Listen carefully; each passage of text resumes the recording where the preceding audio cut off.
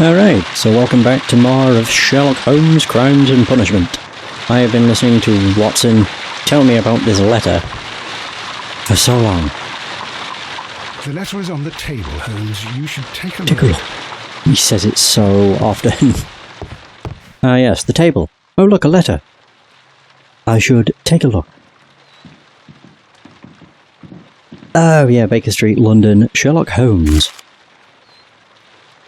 Ooh. I can tell from Lestrade's handwriting that he was in a hurry when he wrote this letter. Oh, we know who it's from then, I suppose. Oh. Coat of arms. Brackenstall family coat of arms. Fancy. A wax seal with the monogram E.B. Just open it. Whoa. Abbey Grange, Marsham, Kent. My dear Mr. Holmes, I shall be very glad of your immediate assistance in what promises to be a most remarkable case. It is something quite in your line, except for releasing the lady. I will see that everything is kept exactly as I have found it. But I beg you not to lose an instant, as it is difficult to leave Sir Eustace there. Yours faithfully, Inspector Lestrade. Oh. And so the case begins. So, what is it, Holmes? Promising, as always, it appears to be a case of murder. So you believe that Sir Eustace is dead? I should say so. Lestrade wouldn't have sent for me for less. His writing shows considerable agitation, and he is not an emotional man. These people belong to high society. The quality of the writing paper, the EB monogram, their coat of arms. The crime was committed before midnight. Holmes, how can you possibly tell? Well, it is all thanks to Lestrade. He wrote his letter at 3:30 in the morning. Imagine the chain of events before that. The local police had to be called in. Scotland Yard was notified. Lestrade himself had to make haste there, and finally compose the letter he sent to me. All of that makes for a fair night's work. It makes sense. Lestrade also speaks of the woman he released. That seems to indicate that she had been held somewhere during the crime. Much time has been wasted. Let us find a cab and go to Abbey Grange immediately. I live in hope of an interesting morning. Of course. Okay, to Abbey Grange. Oh, what is this? Oh, the souvenir from the bathhouse. Oh, I didn't get a souvenir. Oh, no, I did. I got a silver knife. Very nice. Alright, Abbey Grange. Let's go.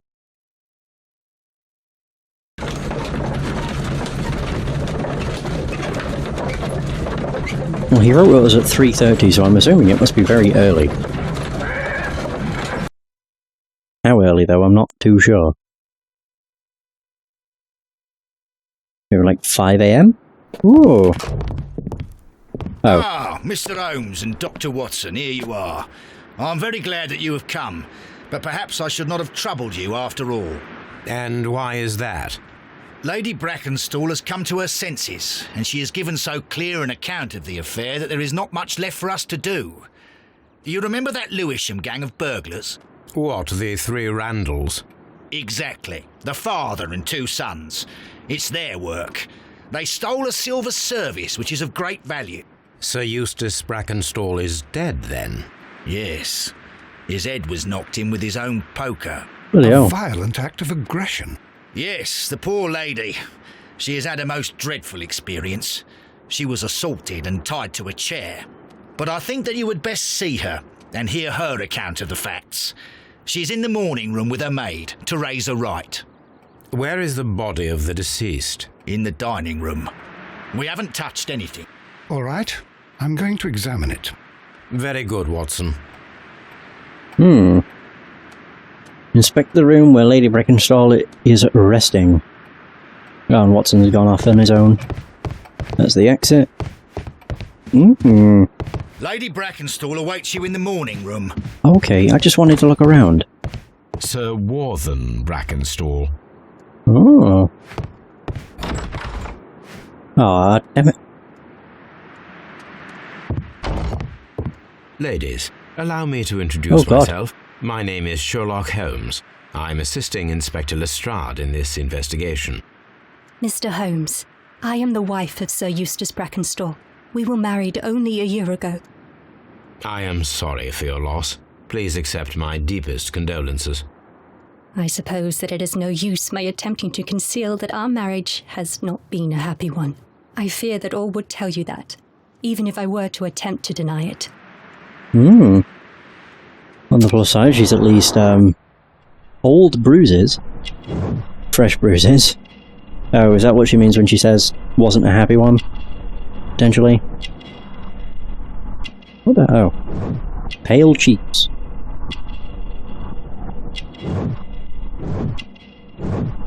Australian origin, of course. Elegant dress. Oh, old bruises. Oh yeah, oof. What else have we got? Come on, oh. A wedding ring. Boom. Can you describe to me the events of yesterday evening? Is it really necessary? I have already told Inspector Lestrade all that happened. Yes, madam, it is. I will tell you then. Sir Eustace retired about 10:30. I sat in this room until after 11, absorbed in a book. Before I went upstairs, I entered the dining room to fetch a candle and... oh God. Please, go on. As I approached the French window, I found myself face to face with an elderly, broad-shouldered man who had just stepped into the room. Close behind the first man, I saw two others. One of them struck me a savage blow with his fist and felled me unconscious to the ground. And then? When I came to myself, I found that they had secured me tightly to a dining room chair. It was at that instant my unfortunate husband entered the room. He fought with the intruders? Yes, I think he had heard them, for he was holding his stick. But they were three, and he eventually succumbed. One of them, the elder one, struck him a terrible blow with the poker. I fainted once more. When I opened my eyes, they had withdrawn. Then my brave Teresa came to my assistance. Did these three villains steal anything? Yes, I found that they had taken the silver from the sideboard, but you can see for yourself in the dining room. Okay. You mentioned that your marriage was not a happy one.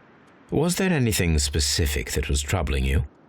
He was not a nice man when he was drunk, and he suffered from dark moods, but nothing else. Yeah, that's not true. The bruises on your hands are at least 1 week old. Your husband caused those bruises? Oh, do you... Yes, he did. He was very angry at the time. Out of control. Again. Sir Eustace was a drunkard. To be tied to such a man for life is worse than death. Your ladyship? I always love how they're always like, how did you know? 'Cause I'm Sherlock, bitch. Newspaper. Family business booming, the Randall gang is back on the streets. Less than a fortnight ago, this infamous family of burglars, the Randalls, as they are known, made their reappearance by way of a brutal but successful intrusion into one of the wealthier homes in Sydenham. The police are already on their trail, however the details of the crime are being kept confidential, including that of the name of the victim. A witness was able to provide a precise description of all three men, and this will surely give the police a chance to complete their profile on this family of delinquents. We would take the liberty of reminding our esteemed readers about this highly dangerous band, and to provide the full description as it is available at this moment. The gang has been in business for some considerable time, being a family of three, a father and his two sons. The elder, Jack Randall, is a man in his 40s and already grey-haired, while of average height and build. Being the mastermind behind the burglaries, he retains control over his sons, both of whom are close in age but very different in appearance. The first son is William Randall, is tall and broad-shouldered with a small disproportionate head. The younger brother, Melvin Randall, is of a somewhat weaker constitution and is as skinny as a rake. The gang is wanted not only for their frequent thefts and break-ins, but for the exceptionally brutal pirate career they enjoyed before returning to England. Be alert and may your valuables stay safe. We also got a new profile. Lady Brackenstall, not quite 25, is from a wealthy Australian family. She's been married for little more than a year. She has, in all probability, suffered physical violence over the course of the last fortnight. The lady lives a solitary lifestyle, seldom venturing outside. There's only 3 people in this case? The description of the Randall gang provided by Lady Brackenstall is identical to the one in the Times article. Mm-hmm. So I'm guessing another profile is probably the maid, and then just one random guy. That's not many people for the full case. Oh no, I'm expecting there always to be like 5+ people. And is it just the photograph? 2 women. This photograph of Lady Brackenstall and her maid Teresa was taken at a port, but which one? Maybe it says on the backside. It does. Oh. Oh, we're just going to take the photo out and have a look. Ah, there we go. The Rock of Gibraltar. So the lady and her maid came from Australia a year and a half ago on this ship. Don't mind me, I'm just nicking your photo. A trapper's hut. Yeah, I suppose I'd speak to the maid. I like to look at things.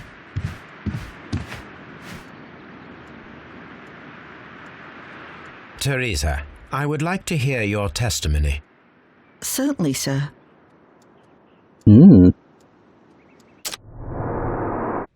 Night profile first. It's always the best choice. Wrinkles, which means she is oldish. Oh. Caring. And I don't know what that popped up with. What the? Oh boy. That was a coffee stain. I thought it was blood. What else we got? Oh, there. Working hands. As I sat by my bedroom window, I saw 3 men in the moonlight down by the lodge gate. But I thought nothing of it at the time. Oh, if I'd known. And then? I went to bed, and it was more than an hour after that I heard my mistress scream. And down I ran, to find her tied to the chair and him on the floor with his head smashed. That's all I know. Oh. We got a new character portrait, though. Teresa is very attached to her mistress and has known her for a considerable time. She's the only resident servant at the Abbey Grange, cooking for, serving and nursing Lady Brackenstall, who would not hesitate to protect her in the event of any trouble. Well, the other person left has a hat. And probably a beard. Oh, hang on. Content. Oh, pitch. Ah, hello. These scratches are most definitely made by the picture frame. What are you hiding? A safe. This is Sir Eustace's safe. There may be something important inside. I must ask Lady Brackenstall to open it. In before she doesn't know the combination.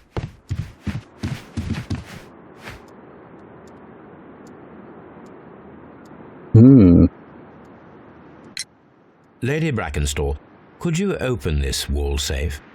No, it is my husband's safe. I do not know the combination. God damn it. We have to open it. Your ladyship? Okay, time to just crack open a safe, I suppose. Let us try to open this safe. This safe can be cracked. I only have to pay attention. The dial will vibrate when it is set to the correct number. Ah. Ooh. Okay, so there's one.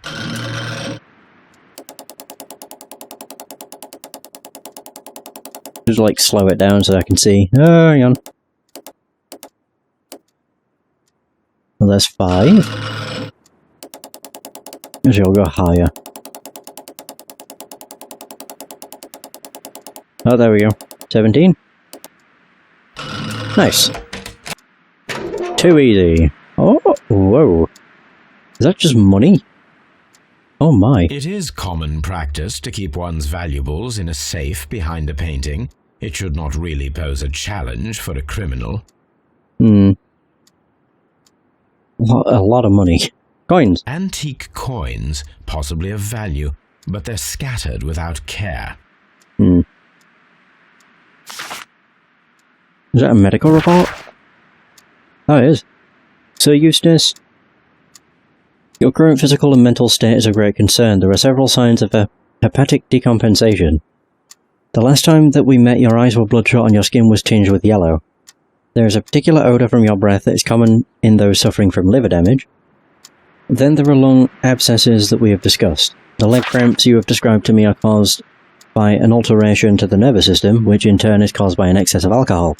That includes the tremors. Your liver seemed excessively hard at the time of your examination, which is a sign of an evolving cirrhosis. There are also signs of ascites, fluid in the peritoneal cavity, which are evident with your swollen stomach. The pain beneath your left rib indicates a pancreatic malady, which may lead to fatal and fulminant pancreatitis. Your condition may pose a risk to others. Your excess alcohol consumption lowers your self-control and heightens your aggression. I am available to help you with this problem. There are a number of treatment options. Oh. Do I speak to her about it? Oh, what a horrible I thing do to not. have happened. Where's Watson?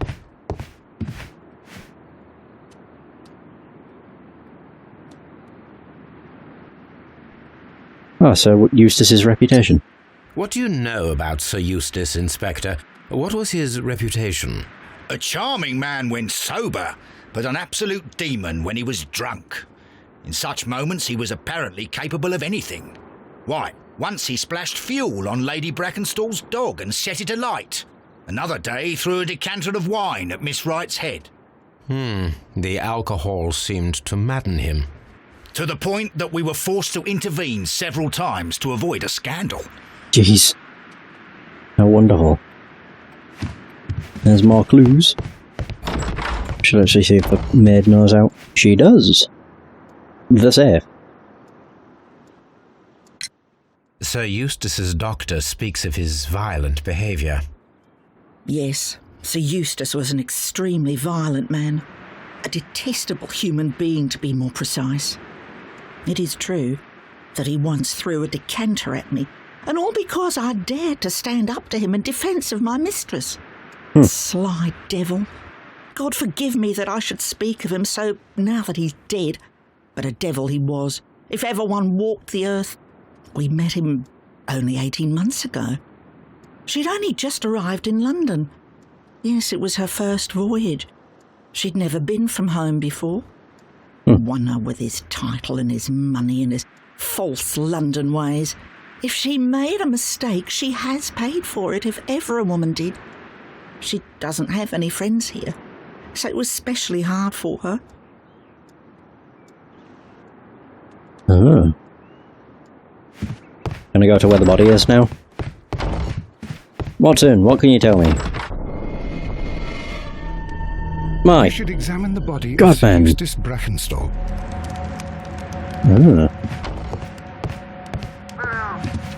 Ooh, what's this? Antique hunting weapons. Before I do that, I want to look around. There might be something interesting. Sideboard. Oh yeah, the silver that's been taken. A bottle of wine is missing here. That's where all the silver An was. empty silverware box. It appears that the intruders have stolen the contents. How dare they? Is that everything? Oh, This candlestick is valuable. It is interesting that it was not also stolen. yeah, they only seem to take silver, which is very strange. Huh. Something doesn't add up.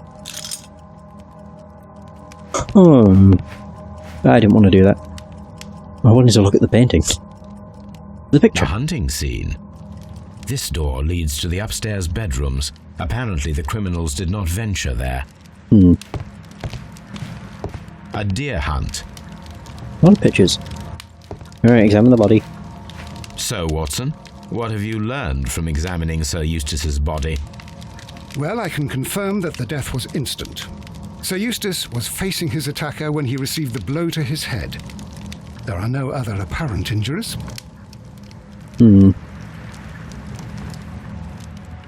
Examine the head. Woohoo! Ouch. The head was cracked with the force of the blow. Yeah, no wonder he's dead. Goddamn. Split his skull. That must be the murder weapon. Why didn't it look bloody, though? Barefoot, he had therefore been in bed and did not have time to fully dress. Oh, that's his stick. Quite a large stick, a formidable weapon.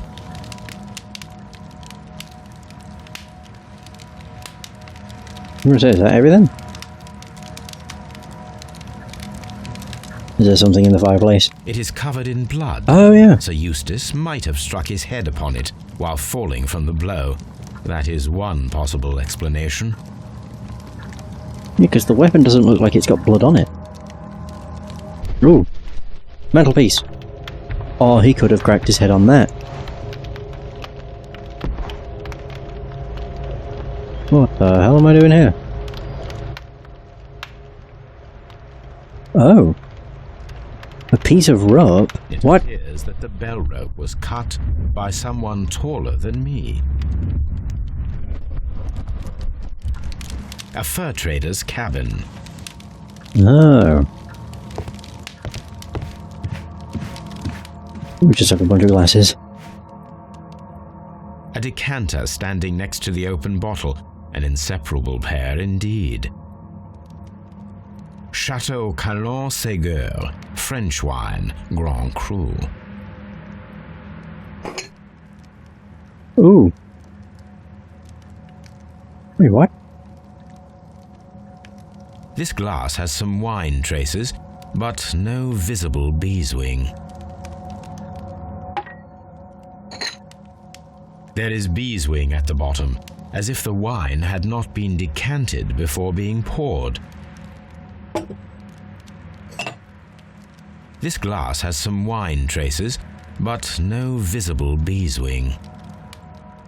It is rather strange that only one of these glasses has dregs of beeswing inside it, while the other two are clear. Right, what clues can I piece together? Oh, well, there's a lot. Randall's are well known. Oh, there's that. Randall's blamed. The robbery was faked and the whole story invented in order to blame Sir Eustace's death on the Randalls. Oh. I honestly am thinking that. As at this present moment, yes. Oh, the poker's bent. Oh. It doesn't seem to have blood on it, though. That's what I don't get. Death of Eustace could have been due to a poker blow. No personal life. Dead body. 2 glasses. Oh.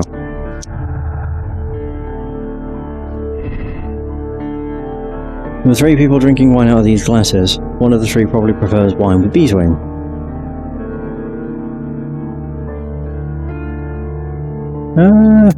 It could have been 3 people. Oh, if that was, then it can't have been. Right, okay. Fireplace grate. Dead body? A deadly accident or a poker blow? Oh. I don't know. I can't imagine. I don't know. The wound doesn't look like what would have happened from just a blunt object. Which, obviously, the poker's not blunt on the end, but where it's bent, it's nowhere near the spike. Inspector's tail. Oh, yeah. Domestic violence.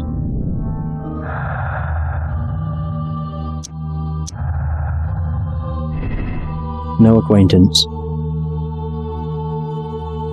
Oh, she is acquainted with, yeah, someone from the Rock of Gibraltar. Married Sir Eustace shortly after arriving in England and remained at home during that time. Little possibility that she or her maid are acquainted with anyone in the country. No, I think they are. Oh. If I have that, that means it's a logical inconsistency. Weird. Alright. Well, I have clues, so that's all that matters. The death was instant.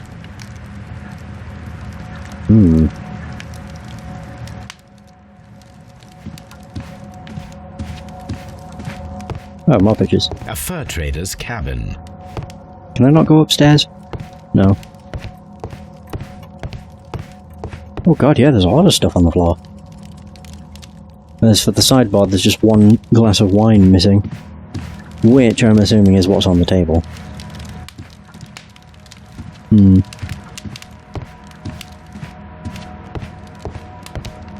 A trapper's hut. A trapper's hut. I like how there's just the same description for a lot of The these. hunting scene.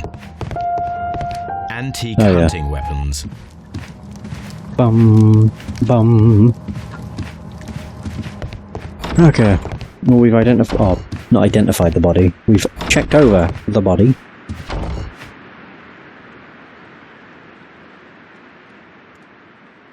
Oh, yeah. There are 3 glasses on the dining room table. I was wondering if... Oh, I forgot. When I came to myself the first time, each of them had a glass in his hand. They might have been a father and his 2 sons. They talked together in whispers, and then they left. Your ladyship? Okay.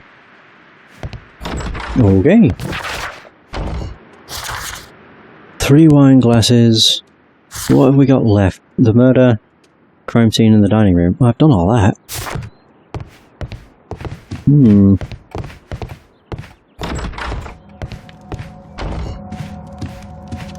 Unless...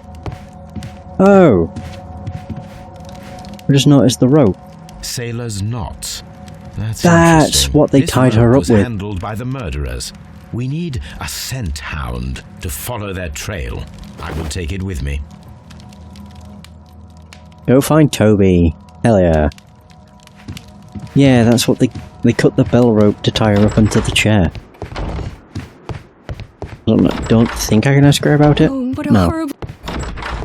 Right, to Baker Street.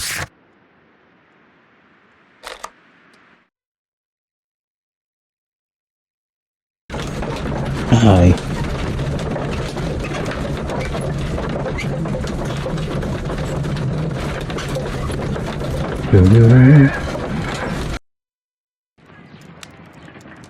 Okay. Toby. Where? There he is. Take Toby. Come on, Toby. We need the best nose in the British Empire on this case.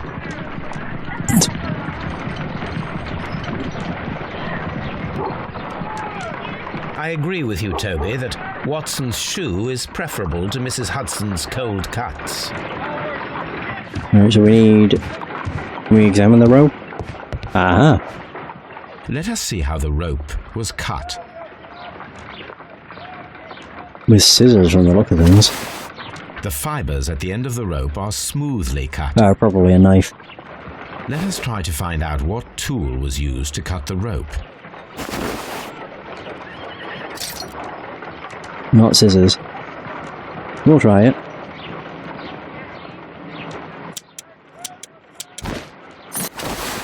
The fibers from this cut appear to be different. In which case it's 100% a knife. If I cut the rope with a knife, it matches the original.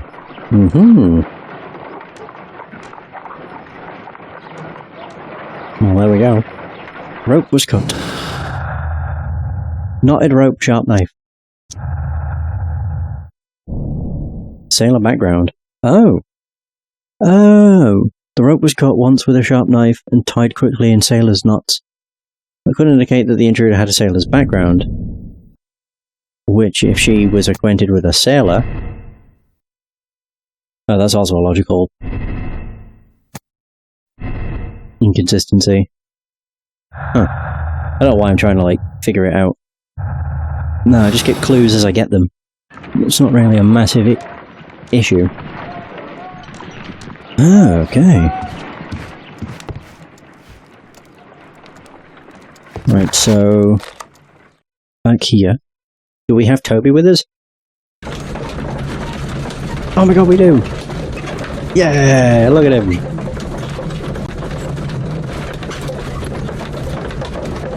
Go on, Toby. Lead us to the culprit.